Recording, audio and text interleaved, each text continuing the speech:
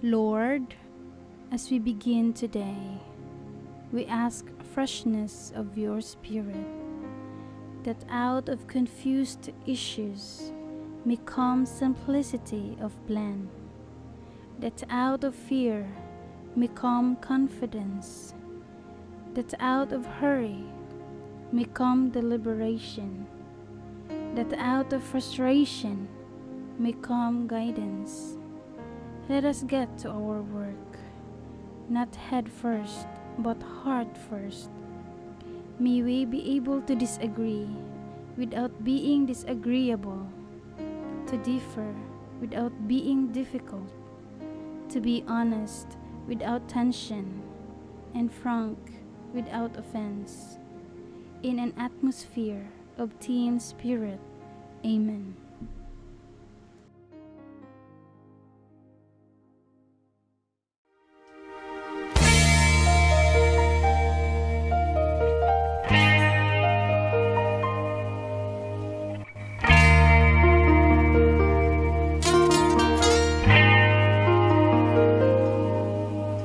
Inalay mo ang buhay mo para sa kapwa-tao.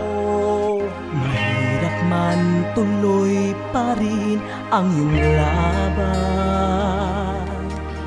Iniwan ng tahanan upang kulay-kura ng bayan, di alintanang mapapala sa di makitang banta. Dakila ka, bayani ka, binasan mo ang hirap para sa iyong bansa. Kayo ang aming yaman at karangalan. Ito'y aming isisigaw kahit saan. Dakila ka,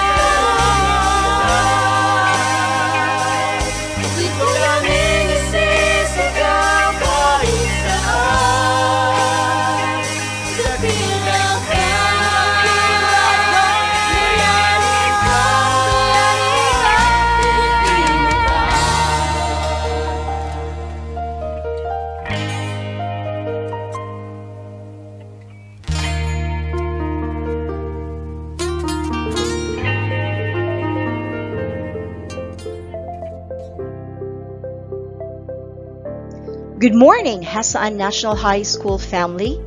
Welcome to this online symposium on Asian Parliamentary Debate. This activity is in line with our celebration of the National Reading Month with the theme, Bawat Bata Bumabasa sa Kabila ng Hamon ng Pandemya.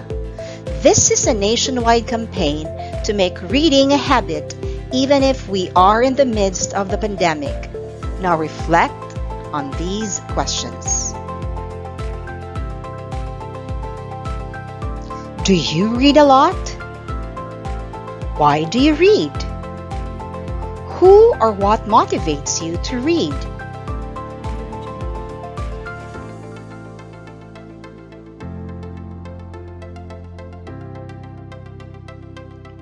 Seriously, educators are in constant struggle with keeping reading a priority among students. Reading is a dying habit. Gone are the days when people sit on comfortable chairs and read voraciously good books. Social media is one of the culprits of this.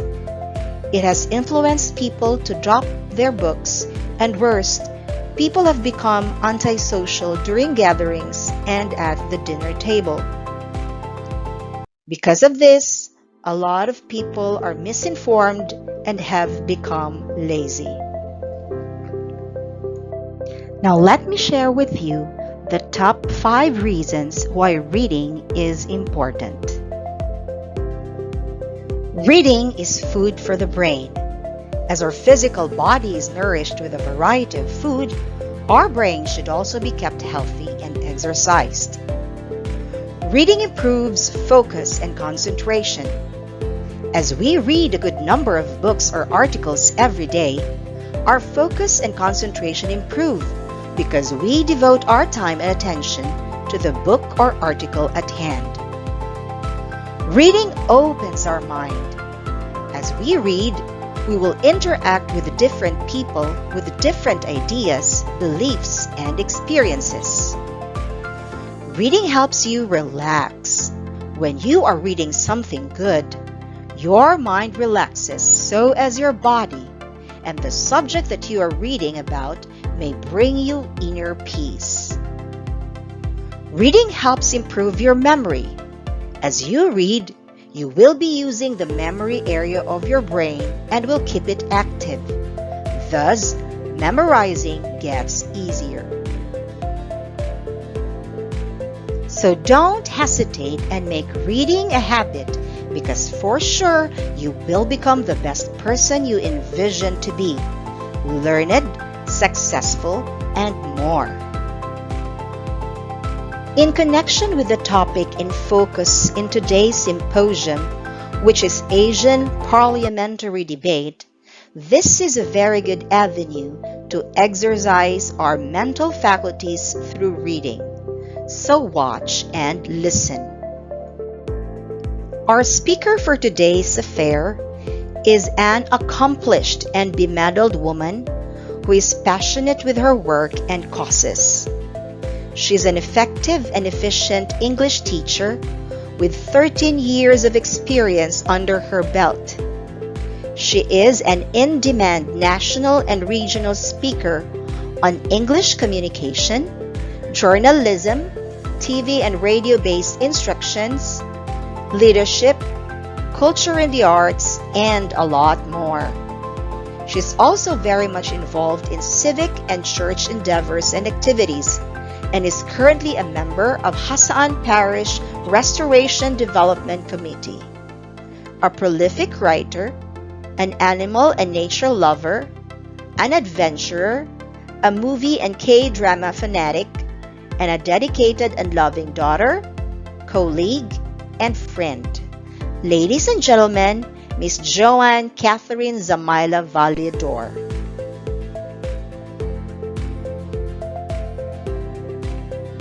Hello, good morning everyone. It's my pleasure to be with you this morning to journey with you in this very exciting activity that your school will be conducting. in the next days, and that is to have an Asian parliamentary debate. So to start with, let us first discover what a debate is. So, according to the Oxford Dictionary, a debate is a formal discussion on a particular matter in a public meeting or a legislative assembly in which opposing arguments are put forward and which usually ends with a vote. Okay? Notice that I have highlighted terms there or words there, and these words are key elements in having a debate, which will be discussed a little later. Okay? Before that, let us first understand and discover the importance of conducting this activity. Okay? Why do we need to debate, or why do we need to learn how to debate? That's interesting. Now, first is, according to the Handbook for Competitive Debate, an Asian parliamentary format, when we do debate, we gain the skill of decision making. That is a very important skill to learn in life. You know, debate trains its participants to weigh options, gather relevant facts, consider all there is to consider, and then assess wisely among the options. And when we do that, often we will learn to develop a sound decision-making skill. And that is very important in journeying life. Okay? Because whether we like it or not, from time to time, we need to make decisions in life. And having the ability to make good decisions will be very important for us to succeed in life. And debate will help us how to develop that. Okay? Next thing that we are going to gain when we do debate is that debate opens minds. You see, each of us has our own stand or principles in life. But when we do debate, whether we like it or not, in the activities, there will be times that we will be placed in a team whose motion, our task is to defend a motion which might not agree to the principles that we believe in life. And you will be required to leave your comfort zone and be exposed to the fact that everything has at least two perspectives, which you must understand if you want to win. By then, if we gain a good understanding about the perspective of what we do not believe in, then we will be able to learn to respect and understand people of different opinions. And that's what we can gain out of learning how to debate and participating in doing a debate. And lastly, doing debates will improve our public speaking skills and boost our self-confidence. Debating forces us to get used to speaking in front of the public and trains us how to explain arguments. This includes making a superior flow of arguments, using enhanced intonations and gestures, and so much more. So while we do a lot of debating activities, we will also be improving on how we speak in front of people, and while we improve in doing so, we are also boosting our own self-confidence. Are you excited to gain all those things while we will be having the debate? You should be excited. Now, what are the key elements in a debate, or what makes a debate? Number one is that we will be dealing with a topic or a motion. This is the subject to be discussed and debated. Of course, the second one is the format. There is a certain type of debate rule that will govern the conduct and proceedings of the debate, which I will be presenting later on. Okay? Then, the opposing teams. Of course, in a debate, the teams will either support or negate the topic to be debated upon. Debated, yeah, negated. Okay? Then, the arguments. This is the heart of the debate. The arguments are the substance which both sides will present. And then, of course, the venue, it's the place to be debated upon, and the audience.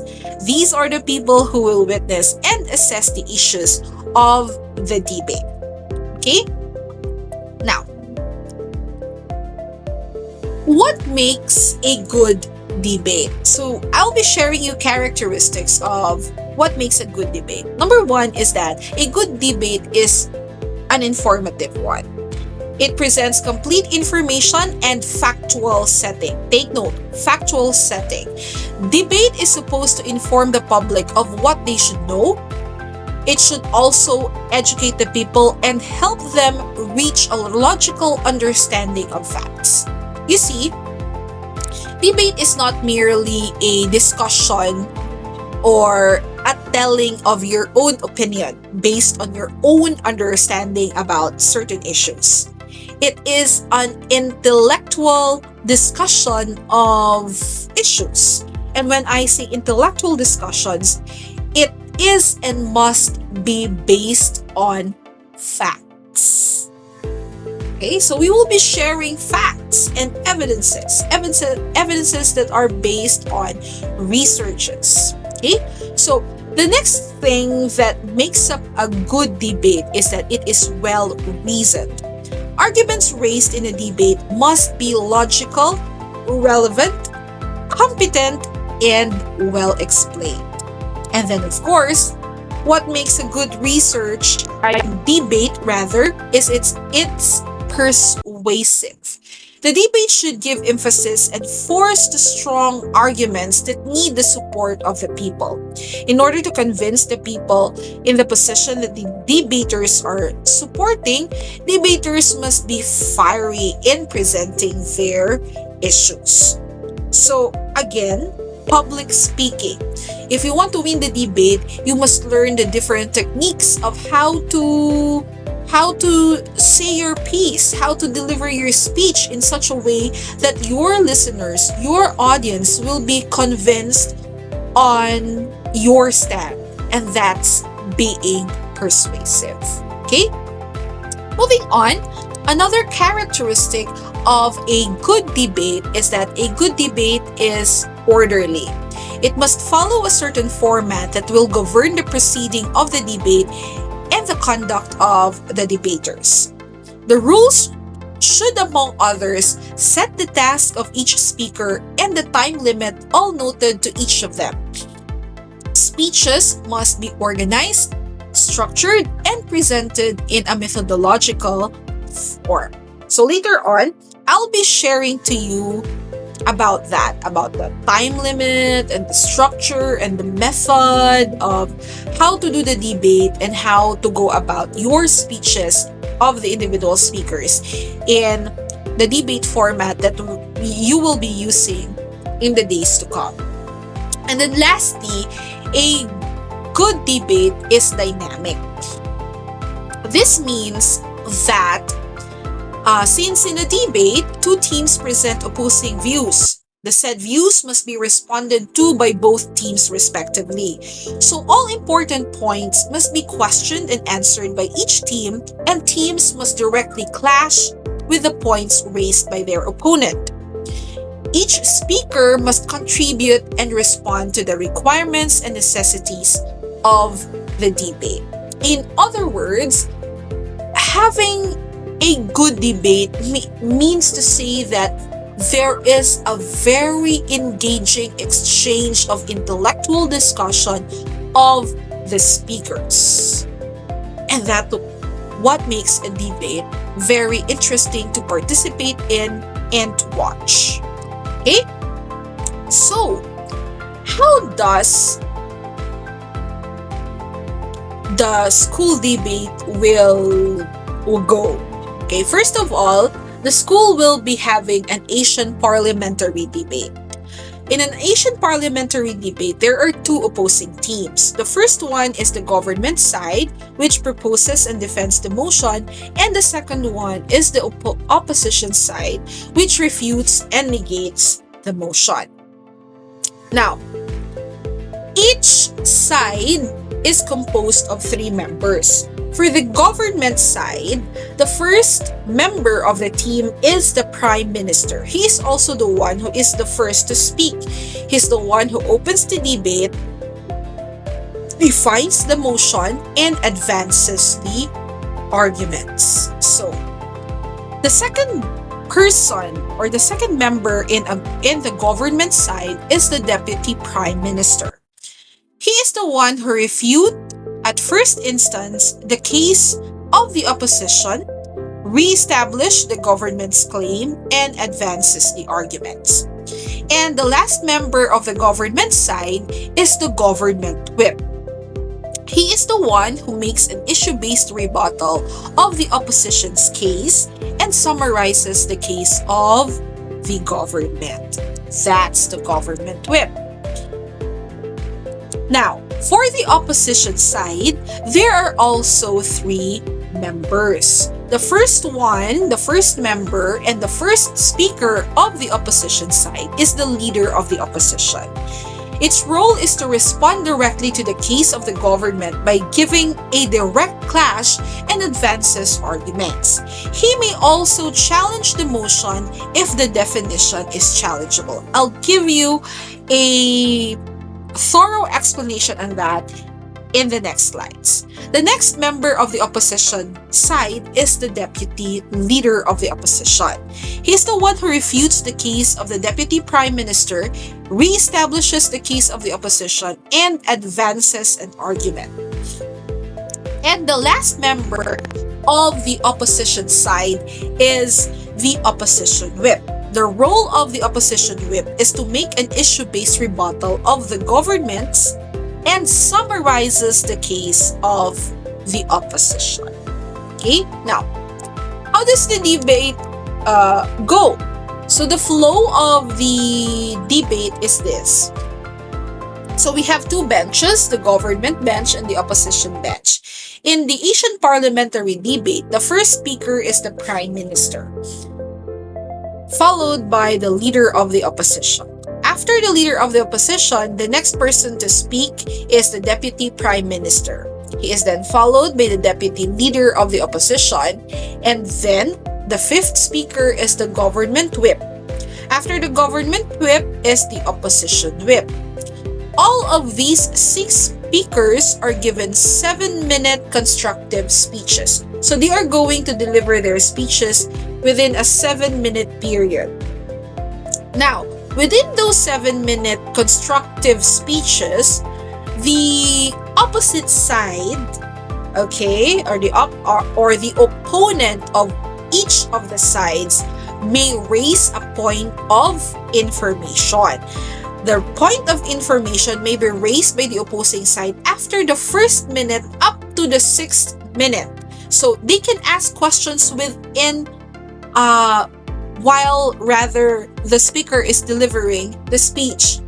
But that may only happen if the speaker will accept the POI. So the speaker has the right to refuse or accept the POI.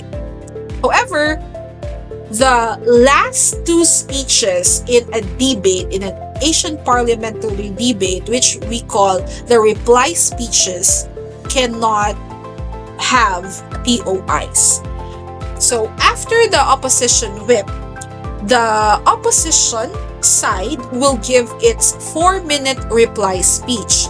And after the 4-minute reply speech of the opposition, the government will have its reply speech good for 4 minutes. Now, how are we going to go about it?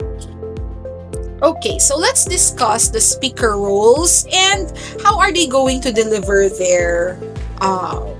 their speeches. So take note on how to go about it. The first speaker is the Prime Minister.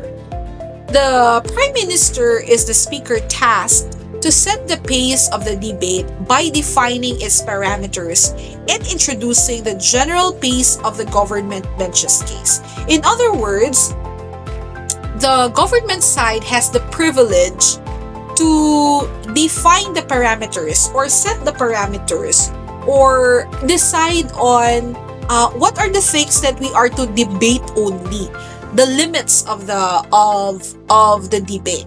Okay?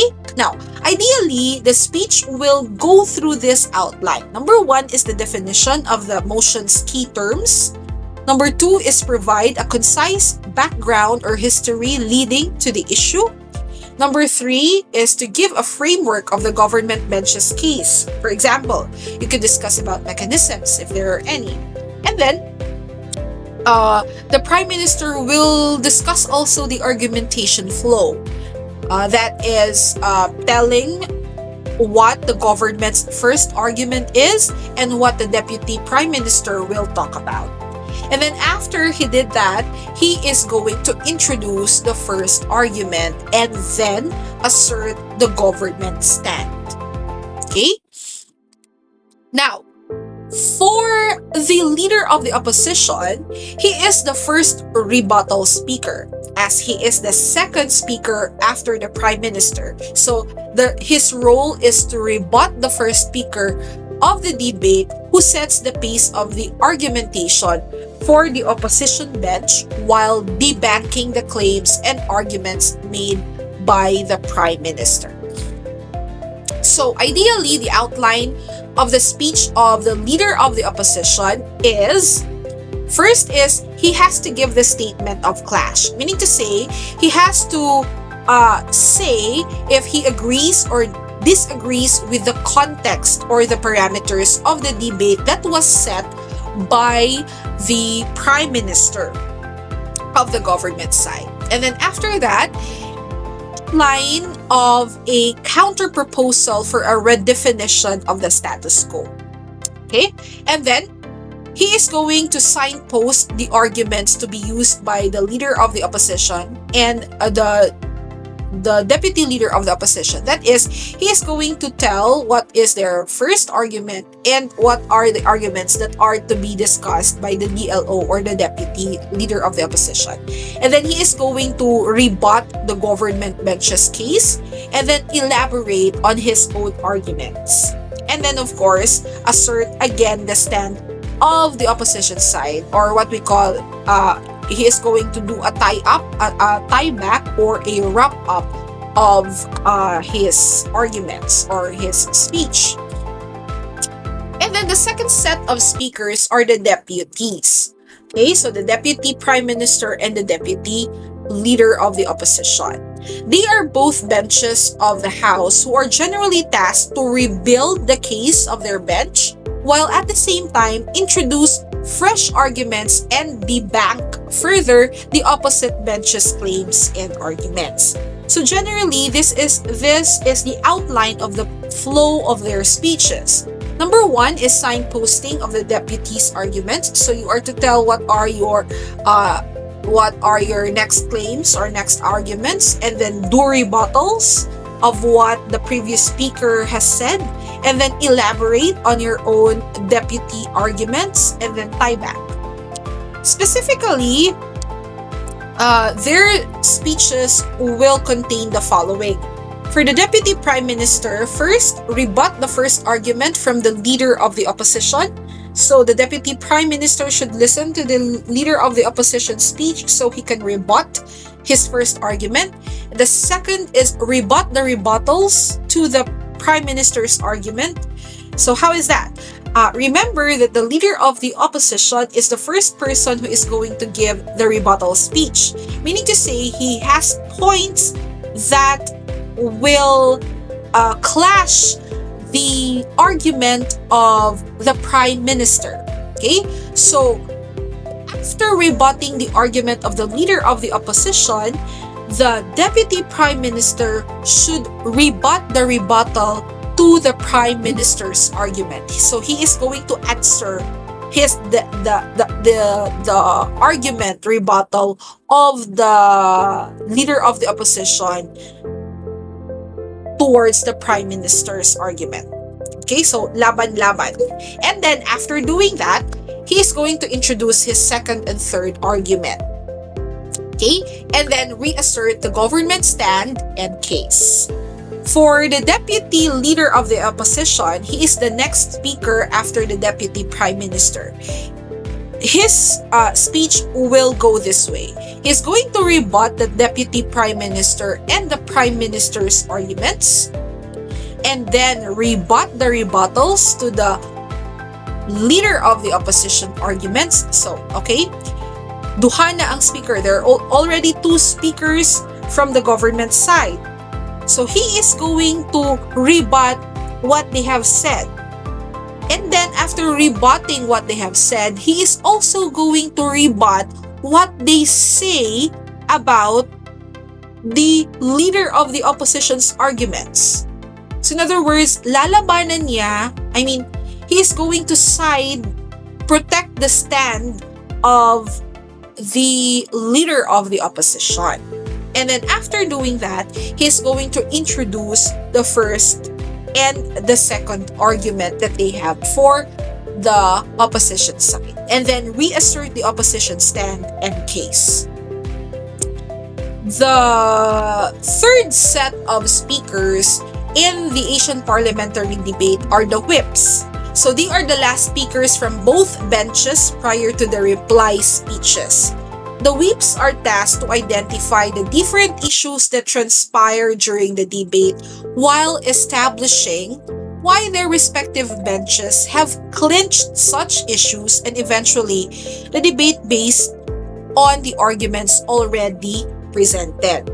No new arguments may be introduced at this stage, but fresh analysis and examples on the previous arguments are welcome and encouraged. In other words, the whips are the persons in the debate that must be very, very keen observers, very, very smart listeners, and quick-minded debaters that they will be able to get summarize, get hold of their stand, and as well as point out what are the weaknesses in the arguments of the opposite side.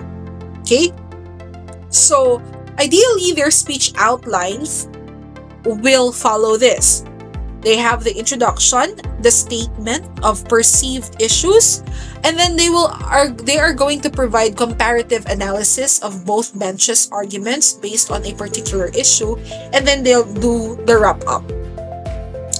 Specifically, the government whip will rebut the deputy leader of the opposition and the leader of the opposition, and then rebut the rebuttals of the deputy prime minister and the prime minister arguments, and then provide a deeper level of analysis for the previous arguments and rebuttals. And then, always remember that there should be no new arguments, but only new angles of the arguments that has been given already should be given. And then provide a brief summary of the entire case of the government, and then reassert the government stand and case.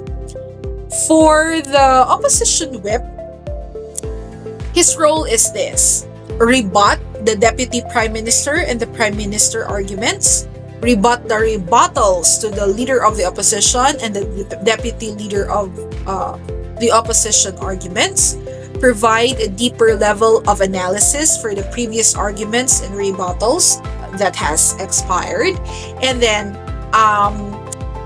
there should be, again, no new arguments, but only new angles of arguments should be given, and then reassert the opposition stand and case. Okay? So, in other words, the whips had a very crucial role of giving the analysis of all the arguments that has been discussed, and rebuttals also that has been given in the debate. Okay?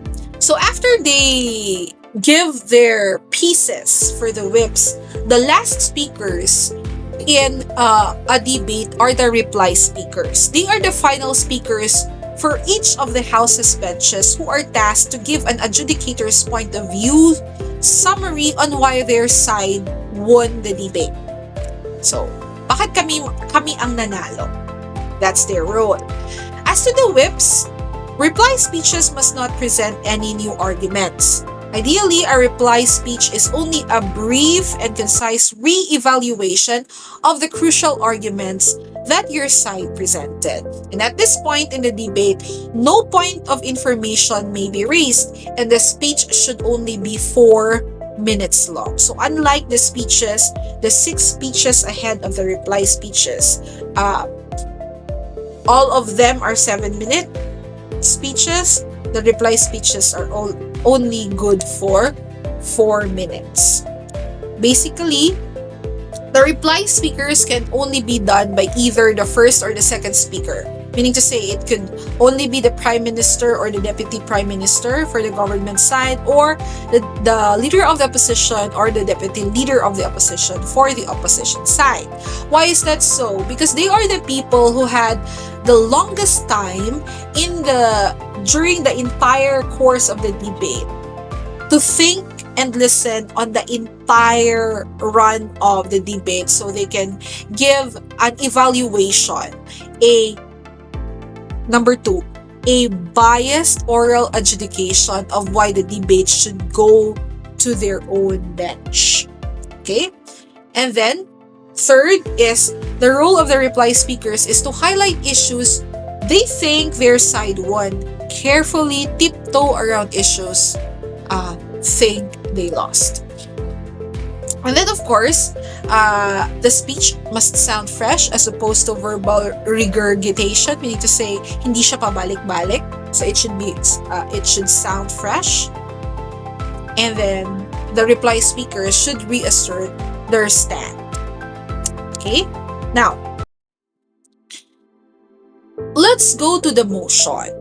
So the motion of the debate is the general proposition or theme in which the debate must be coursed. So this is the topic that will be discussed or debated upon. Now, there are two kinds of motions. The first one is the standard motion, and the second one is the open motion. The standard motion is characterized by its specificity as to what it wants to propose or establish, which leaves little or no room for the government bench to improvise. Meaning to say, it's very specific. For example, PHBT means this house believes that divorce should be legalized in the Philippines. So it's very specific. What's the issue? Divorce. What's the setting in the Philippines? So the government side will have little to no room to improvise or provide more parameters about the debate.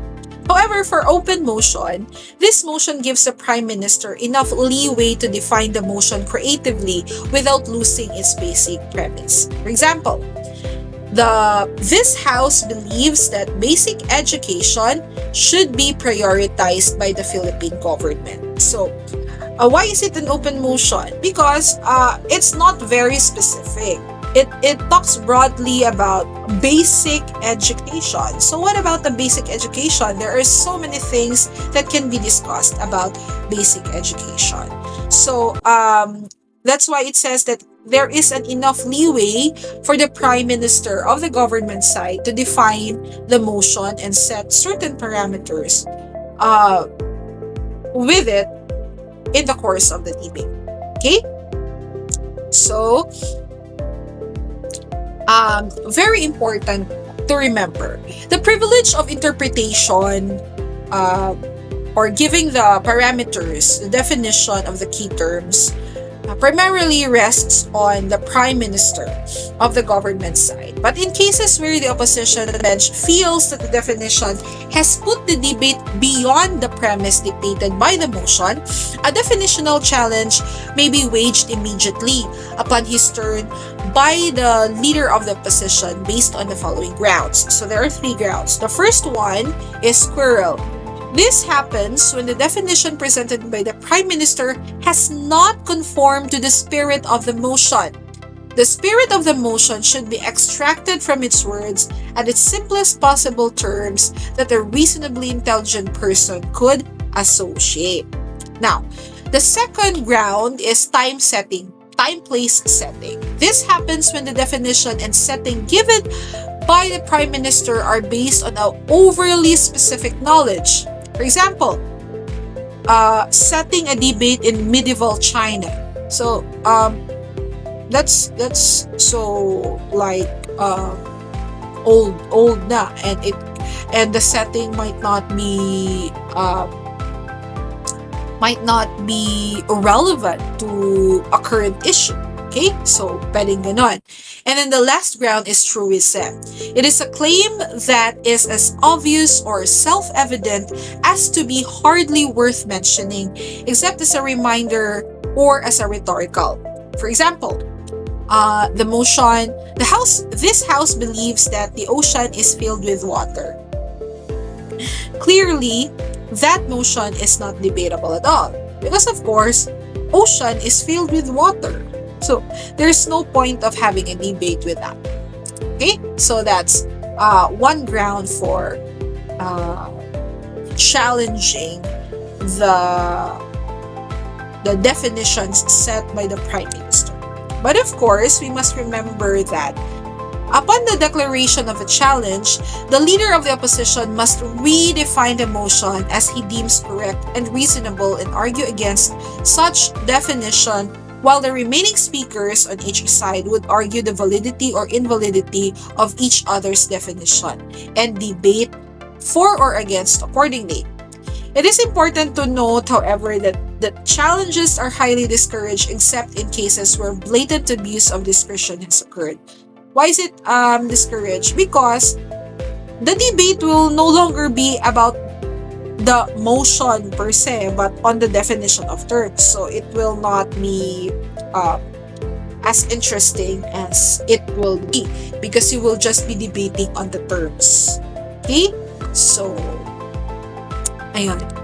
Now, let's move on to argumentation. This is the heart of the debate now. Now, arguments are the basic tools to forward your bench's case in a parliamentary form of debate. These are primarily the reasons why you want to pursue a certain proposition or fight against it, or it could be the outcomes you desire to achieve. Now, in giving your argumentation, I'll give you a model, the CRE model. C stands for claim, R is for reason, and E is for evidence. Basically, this will be the structure on how you are going to give your argumentation in your speeches. So how are you going to do that? So I'll give you a sample motion. For example, we have this motion. This House believes that Philippines should adopt a federal form of government. If that is a motion, you will have several claims claims on why you support that. So one claim could be it incentivizes local governments to efficiently collect taxes. So if that's your claim, what is your reason that it incentivizes local governments to efficiently collect taxes? So you can give a reason. Your reason could be this. Considering that the majority of the tax money they collect are no longer remitted to the central government, the local governments now have more incentives to collect taxes. Therefore, efficiency in the tax collection system is now a priority not only of the national government but also of the local units. So the reason that you cited is that since it's no longer remitted to the central government, the LGUs or the local governments will now have more incentives to collect taxes. What's your evidence? Okay, so you will discuss evidence, and these evidences should be based on facts also coming from your own research. And how are you going to support your reason with an evidence given this motion? So let's use the United States model as an example. Each of the 50 states have developed their own revenue systems mostly independent from the federal government to suit their varied economic and cultural landscapes. So that's how you are going to construct your argument. Follow the CRE model of argumentation. C is for claim, R is for reason, and E is for evidence. Okay? Now, always remember that each argument should be discussed in 2 to 3 minutes, and each constructive speaker, that is the Prime Minister, the Leader of the Opposition, the Deputy Prime Minister, and the Deputy Leader of the Opposition, must have at least 2 arguments to effectively establish a strong case. So remember, each speaker is given 7 minutes, right? So 7 minutes, you can have at least 2 arguments, and your arguments must follow, or it is advised that you follow the CRE model, which is claim, reason, and evidence. Okay, moving on, let's discuss on the time limit and the point of information. So again, every speaker, except for the reply speeches, is given 7 minutes to establish their case. Okay? Now, a bell will be rung once by the panel at the first minute of every speech to indicate the availability of the speaker for point of information, while another ring in the 6th minute will signal the end of the POI opportunities. So, when the bell will ring, that means to say that the members from the opposite team can now give points of information. After the second ring, that means to say that POIs can no longer be given in that particular time. The bell will be rung twice at the 7th minute to indicate the end of the speech, after which another 20 seconds will be counted before the chair will rule the speaker out of order. Okay? Now, what is point of information? Point of information is the opportunity of the opposing team to ask the current speaker for any clarification regarding his speech. The discretion to accept any POIs within the time allotted solely rests on the speaker and only when recognized by him. The opposing debater can interpose queries within 15 seconds before being ruled out of order by the chair. So, yes, you can raise a POI, but you must give your clarification or your question within 15 seconds, or else it will be ruled out.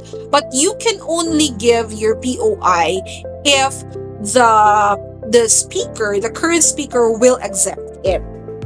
Okay, so the current speaker has the freedom to refuse or accept your POI.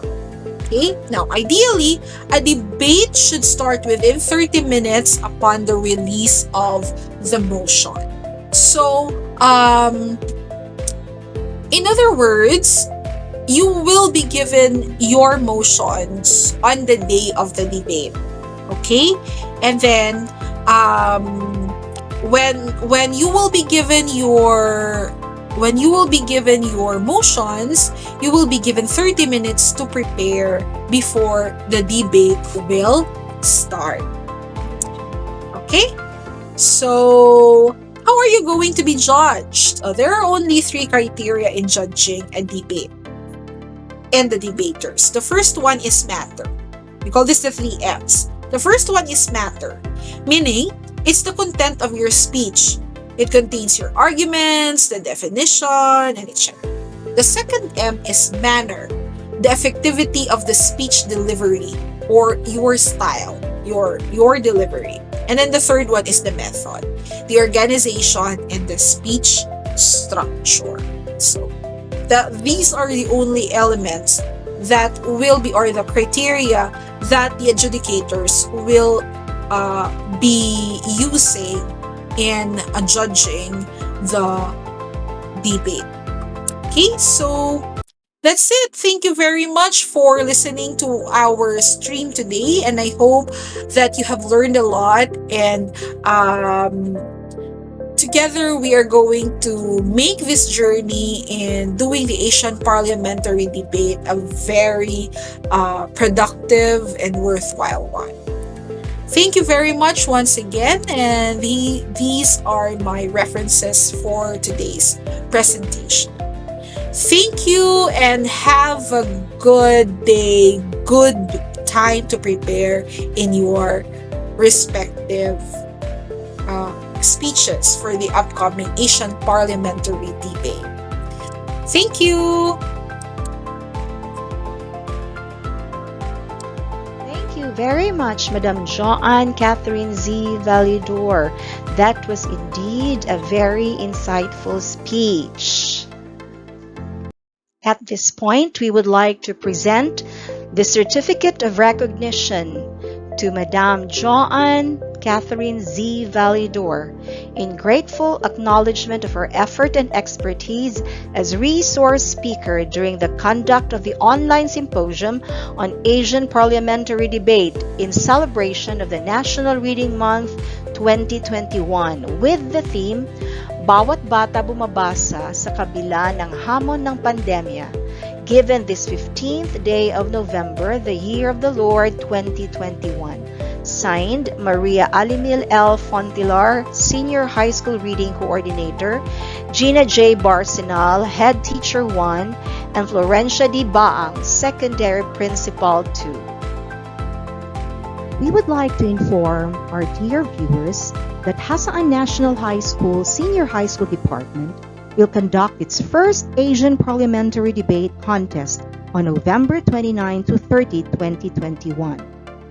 Each strand will be represented by one debating team, of which these debating teams were already pre-selected. The debating team is composed of one grade 11 student and two grade 12 students. We will be posting some snippets of these events on this page. Thank you very much for watching this symposium, and we'll leave you with this quote from B.F. Skinner. We shouldn't teach great books. We should teach a love of reading. Knowing the contents of a few works of literature is a trivial achievement. Being inclined to go on reading is a great achievement. Have a great day ahead, everyone, and may God bless us all.